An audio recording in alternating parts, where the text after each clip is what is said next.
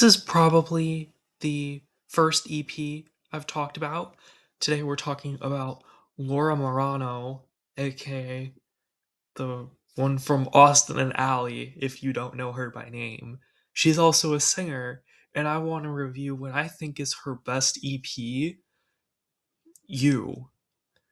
So before I actually get into the EP itself, I want to get into my idea of how listening to albums was when I was still in high school. So I would have first listened to this EP 10th grade, the end of 10th grade, and I wasn't doing this channel at the time, so I didn't do anything with it. Although it would have been a good idea to actually upload a lot of the reviews that I wrote, because I wrote a lot of reviews in 10th grade and 2023 in general. So I had to listen to this again. I had to update it to make it more, to, again, just update it so that it wasn't a review I wrote in 2023, pasted in, and me reading off of that. I don't need that. So, like 10th and 11th grade, I would say I was able to listen to music rather freely, was able to have I had teachers who didn't care too much about phones, and so I was generally able to have them out and listen to music.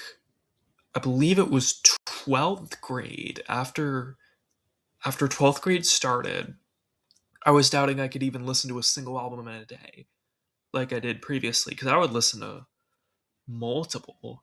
Um, My school got a much stricter phone policy, which made me unable to listen to music in class. Not quite unable, I don't think. I do have somewhat long hair now. Um, it was definitely shorter a year ago, but I wasn't risking it. The days of listening to entire discographies, is that how you say it? That's one of those words that I haven't heard people say out loud. The days of listening to those were behind me. I could listen to 5 albums a day in the summer, but not here. And I was planning on doing this after finishing up another artist. Then I did, and I was shocked. So, yeah, I listened to this. Her vocals are indescribably good, and her songs aren't weird sounding like I think her full length album is. Although I appreciated the length of that album, even though a lot of songs were short there, this one didn't get that luxury. So the intro is spoken, and at first it sounds like a love letter, but turns into a love hate letter. That's the best way I can describe it. Again, I really recommend you listen to this either before or after I do this review so that you can get the picture of what I'm talking about. It's not long. Again, this is an EP, so it's going to take a lot less time, and it was made in 2020, so the songs aren't going to be terribly long.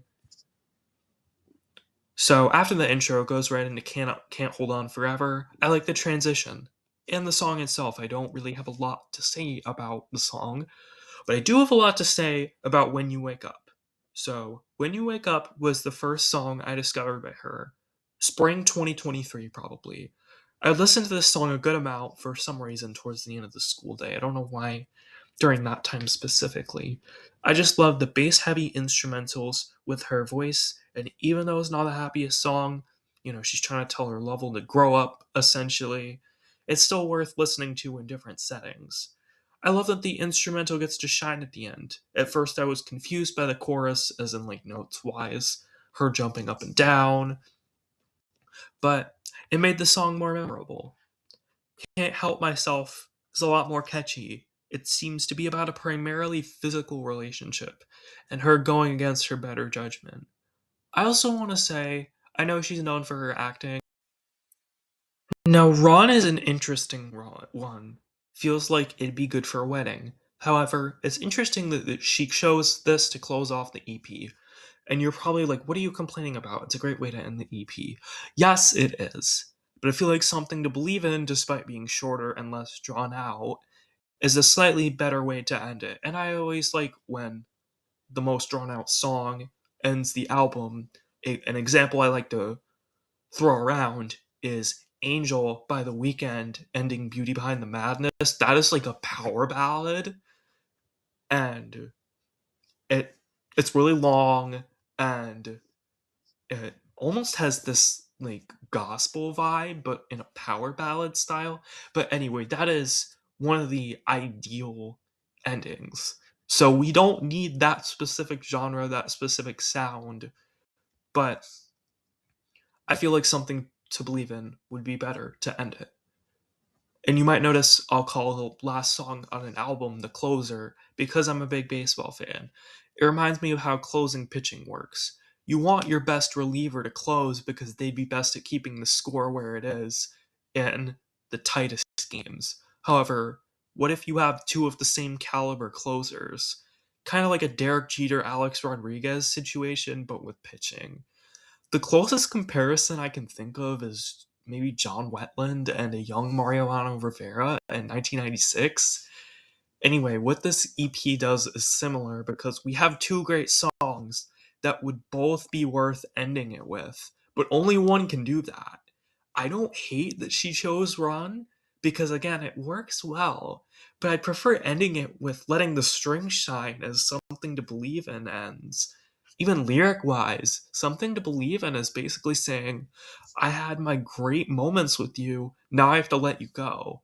Run is just a love song. Again, good for weddings, but I'd put that before Something to Believe in because you get that lyrical closure with the idea of moving on. And you want something, you want a thought in your listener's mind when the album ends so that they keep thinking about it and ideally listen to it again. That's just me though. Let me know if you prefer my suggestion or the real way the EP is ordered. But that is going to be all. So thank you for watching me go song by song on this EP. And let me know if I should do more EPs in the future or just stick to full length albums.